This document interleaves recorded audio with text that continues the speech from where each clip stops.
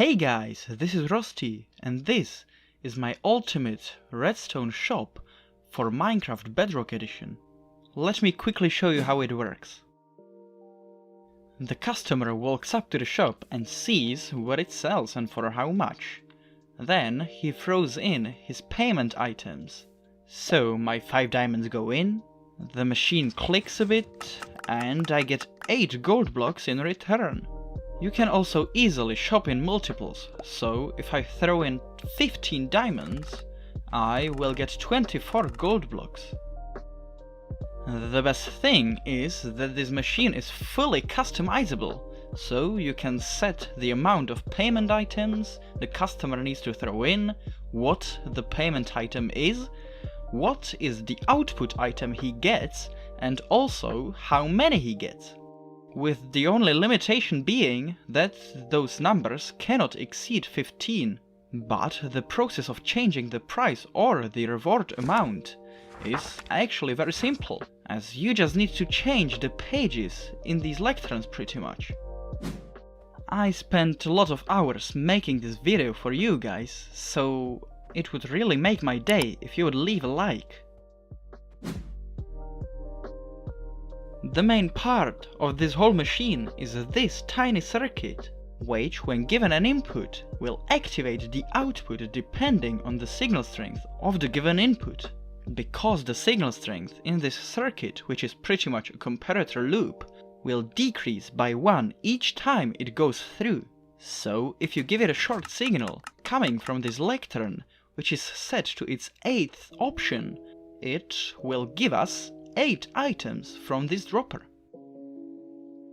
So if we look at our machine, when this hopper reaches the threshold of 23 items, the comparator coming from it will read out a signal strength of 2, which is just enough to reach this piston, which will power this piston, that in turn activates this one, which for a brief moment pushes this lectern in front of this comparator, which will go into the circuit we've just discussed, activating the dropper in the front, so the customer will get his reward. The signal from the beginning also goes down here, which is pretty much the same thing, where the lectern goes in front of this comparator for a brief moment, but here you can see that our circuit is a bit bigger, which is because hoppers work at a bit slower speeds than droppers, so we just have a bit more delay in the loop. And from the loop we deactivate this comparator, which will let 1 item through from this hopper up here, which sucks items from the hopper above, from which we were reading from at the beginning, so that that hopper ends up with however many items less than we want. So it is that many items away from reaching the threshold again. Now if you're wondering what the rest of the machine does, this part is for when the player wants to buy in bulk, and all it does is that it locks this hopper in the front, so it gives the machine time to process the current transaction before receiving the next ones. And lastly, there is this part, which checks if there is any stock in the output dropper, and if there is, it turns the lamp in the front on. And when the items run out, it not only turns the lamp off, but also turns this locking mechanism on, which will prevent the customers from buying anything when the shop has run out of stuff. Now to start the build, dig a 3x8 hole and extend that to be 3 blocks deep in total.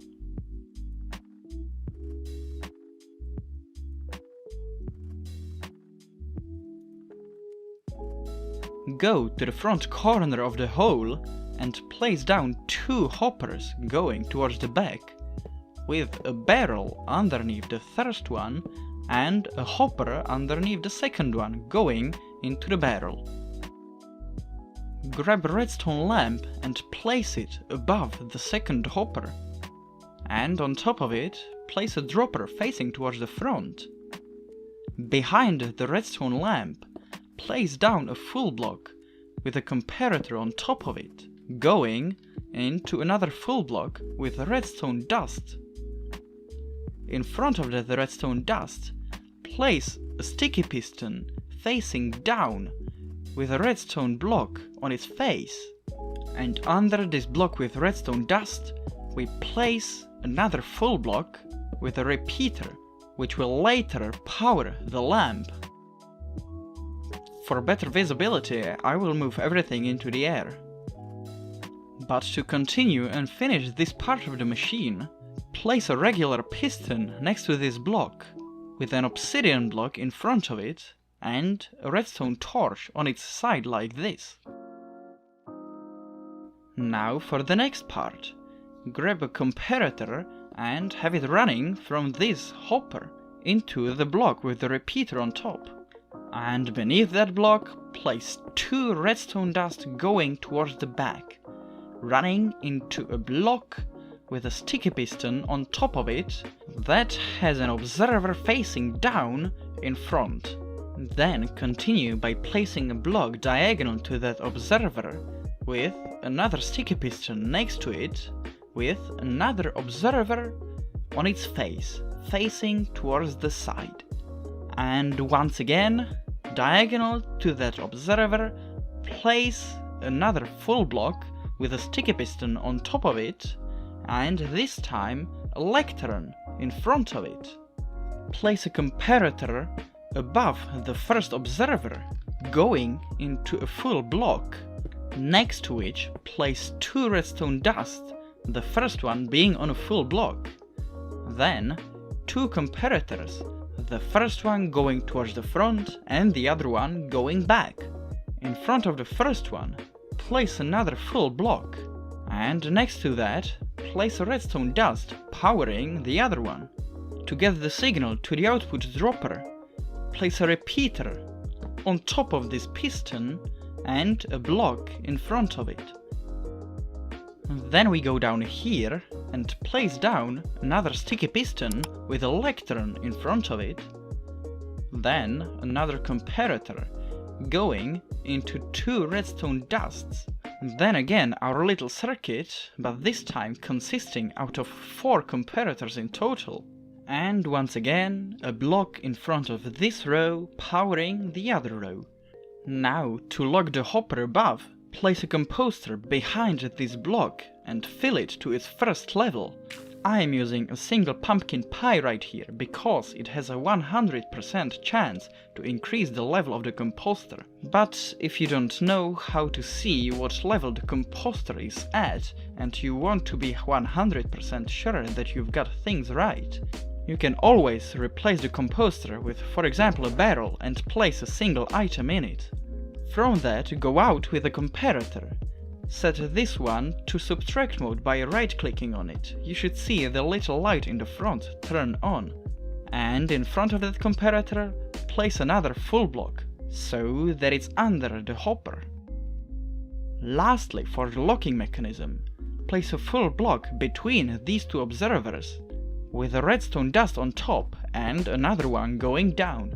Then grab 3 repeaters and have one of them going from the full block into another solid block, and the other 2 from the second redstone dust, again into another full block. Don't forget to set all of these repeaters to 2 ticks by right-clicking on them once. Next, place down 3 redstone dust in front of the solid blocks, just like this, with a repeater again on 2 ticks, going into a full block next to this front hopper. Grab a book and quill, and on each double page, write down a single number going from 1 to 15 on the second page of the 2. Next, simply just sign this book and create a copy of it, just like this. Then grab both of those and place them in each of the lecterns that we have. Now we get to the part of setting up the numbers for the shop, and whenever you are changing those or setting them up, I would recommend you to remove this observer at the back, or at least place an immovable block above it. Then we can go to the top lectern and flip to the page which has the number of how many items we want to give to the customer with each purchase. Now go to the lower lectern and flip to the page with the number that we want the cost of each purchase to be. Go to the front and fill up the output dropper with the items you want to sell. You can of course add more storage on top if you're, for example, selling non-stackable items. And if you don't want players to steal from you, you can place a ladder or some glow lichen on the face of the dropper. Lastly, fill this hopper with 19 of your payment items in the first slot, and fill the rest of the slots with any preferably renamed items, one in each. After you've done that, you should see the system automatically subtracts the cost of your items from the first slot. Now just don't forget to put back the observer we removed earlier, or remove the block you placed to stop the piston. Your shop should be now fully functional, so if you remember correctly, I set the output amount in the upper lectern to be 4 and the price in the lower lectern to be 3. So if I throw in 6 diamonds, I will get 8 gold blocks in return.